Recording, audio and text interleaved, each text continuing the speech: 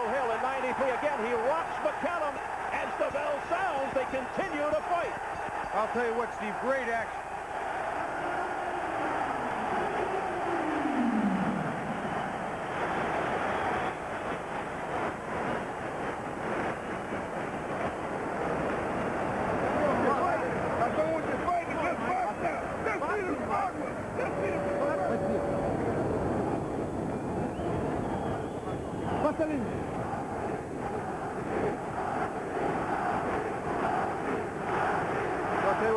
Some of the heated action. Here's the big right hand that started to get Mike in a little trouble. His legs buckled and delay reaction. His glove hit the ground. That's a clean knockdown. So you'll see some more of the action on the inside. Tiozzo's pressing him. Straight right hand right down the pipe. That's getting home time and time again.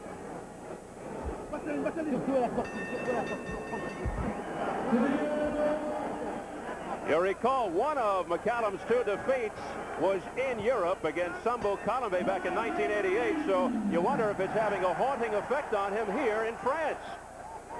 2 good rounds in the books for the challenger, Fabrice Tiozzo.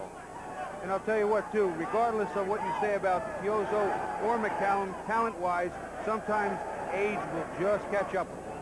And that's why the people in France were supremely confident going into this bout. Well, I'll tell you, it's the right type of pace if you're fighting an older fighter that you want to keep. You want to keep the pressure on, see if his body will dwindle over the course of time. However, with a Mike McCallum, you also have the danger of getting beat up pretty good. The thing that has really contributed to McCallum's success over the years is patience in the ring.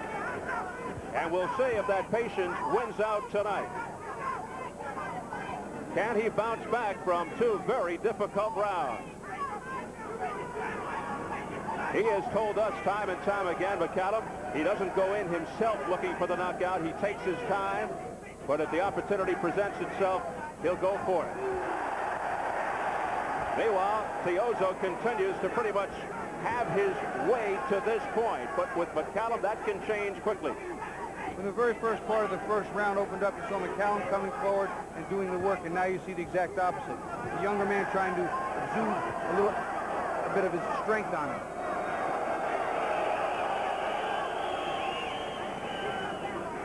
McCallum paces himself early, midway through the 3rd, scheduled for 12. Then if he gets to the 8th or 9th, the money rounds, that's when a fighter like McCallum really goes to work. But he got rocked pretty good in the first couple of rounds, particularly round 2.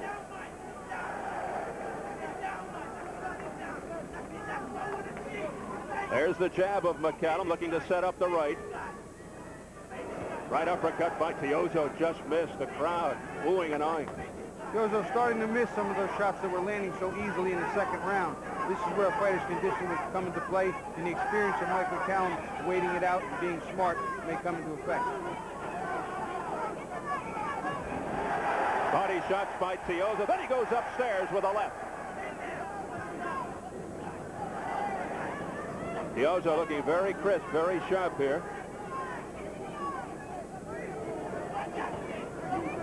Continues to press the attack coming forward. Low blow warning from Joe Cortez to McCallum. Yeah, it's the 2nd complaint we've seen out of Tiozzo, but only the 1st warning by Joe Cortez. Joe Cortez out of Nevada.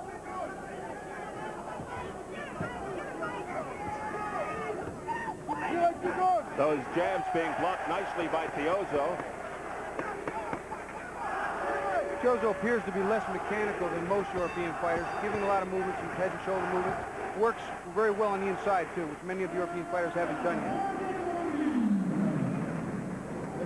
Vous le mettez plus de coups, plus de gauche, Fabrice. Plus, ne laisse pas respirer. Kept his body pretty well. Said coming in that he is a good defensive fighter.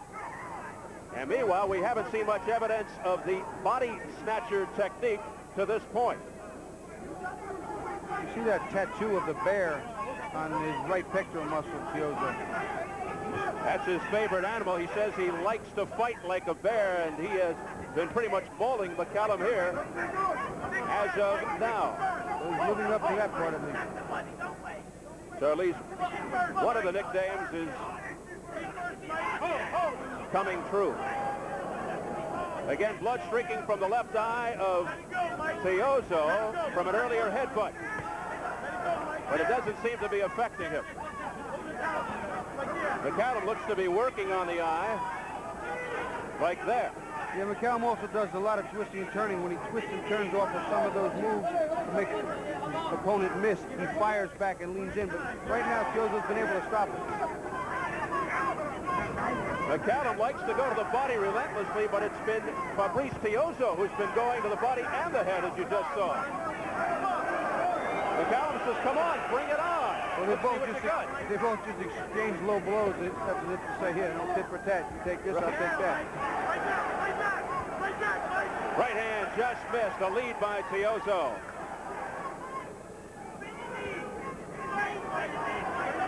Tiozzo working the jab, doubling up. The chance of Fabrice from this pro-French crowd.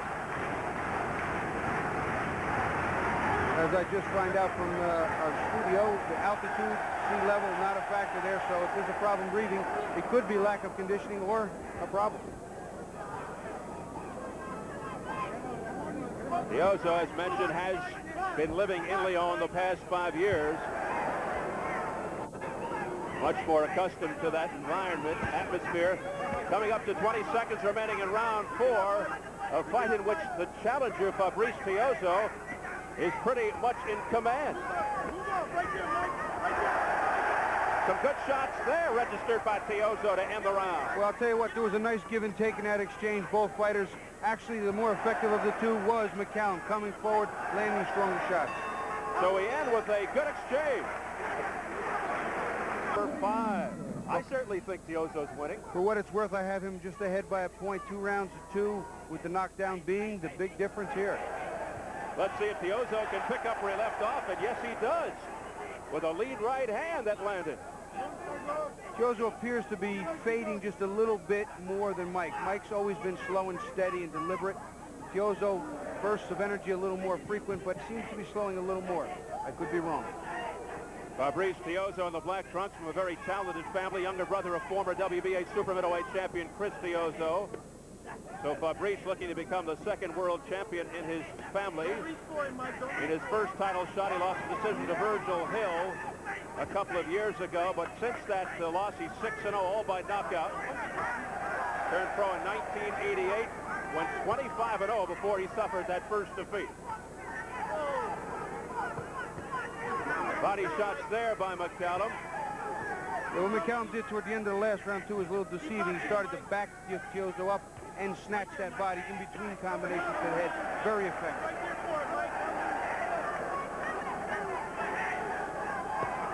A chopping right hand that did not land squarely by Tiozzo. Now Tiozzo again looking to find the range with that jab. Nice spin move by McCallum, going to the body now, and then upstairs with a right uppercut. Now McCallum beginning to open up a little more. And not only that, Steve, but you see McCallum now, the one coming forward. He's pressing the fight. He's not letting the younger, maybe stronger, maybe not stronger, but the younger fighter come forward to deplete his energy bank. So we shall see if this was the game plan of McCallum after the fight. Looking to pace himself early and here about round 5, start to press the attack more. We'll see if it continues. Thumping body shots by McCallum. Tiozzo's starting to not land as much with the right hand, not as clean when it does, and he's starting to absorb more cleanly. His defense is breaking down. Both fighters getting good shots off, and both are connecting. Now the infighting as McCallum shoves Tiozzo away to try to get some leverage. Right hand, but a glancing blow by Tiozzo. Back comes McCallum with a straight right. Now a furious exchange. McCallum, you see, he's landing the shots. His are clean now, and Tiozzo's aren't. Although those 2 or 3 shots were right on the button. No movement from McCallum. Tiozzo pouring it on. Again, the crowd reacting. We come up to 10 seconds left in round 5. It has been an action-packed championship fight.